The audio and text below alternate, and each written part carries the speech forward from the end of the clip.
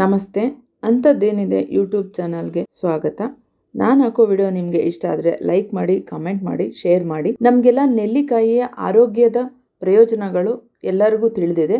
ಆದರೆ ಭೂಮಿಯಲ್ಲಿ ಅಂದರೆ ಇದು ನೆಲದಲ್ಲಿ ಹೊಲದ ಕಳೆ ಗಿಡಗಳ ಮಧ್ಯೆ ಬೆಳೆದಿರುತ್ತೆ. ನೆಲ್ಲಿ ಗಿಡದ ಎಲೆಗಳು ನೆಲ್ಲಿಕಾಯಿಯ ಎಲೆಯಂತೆ ಇರುತ್ತವೆ. ಆದರೆ ಕಾಯಿ ಮಾತ್ರ ಎಲೆಗಳ ಕೆಳಗಡೆ ಪುಟ್ಟದಾಗಿ ಸಾಸಿವೆಯಷ್ಟು ಗಾತ್ರದಲ್ಲಿ ಇರುತ್ತವೆ.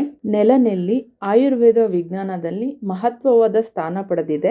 ಜೀರ್ಣಾಂಗ ವ್ಯವಸ್ಥೆಯನ್ನು ಸುಧಾರಿಸುವುದರಲ್ಲಿ ಎತ್ತಿದ ಕೈ. ನೆಲ್ಲಿಯು ಯಕೃತ್ತಿನ ಆರೋಗ್ಯವನ್ನು ಸುಧಾರಿಸುತ್ತದೆ. ನೆಲ್ಲಿ ಕಷಾಯ ಮಾಡೋ ವಿಧಾನ. ನೆಲ್ಲಿ ಸೊಪ್ಪಿನಿಂದ ಕಷಾಯನ ಮಾಡ್ಬೋದು. ಸೊಪ್ಪನ್ನು ಕುದಿಸ್ಬಿಟ್ಟು ಅದಕ್ಕೆ ಚಿಟಿಕೆ ಕಾಳು ಮೆಣಸಿನ ಪುಡಿ, ಸ್ವಲ್ಪ ನಿಂಬೆ ರಸ ಸೇರಿಸಿದ್ರೆ ನೆಲ್ಲಿ ಕಷಾಯ ರೆಡಿ ಆಗತ್ತೆ. ಇದನ್ನ ಸೊಪ್ಪಿನಿಂದನೂ ಮಾಡ್ಬೋದು.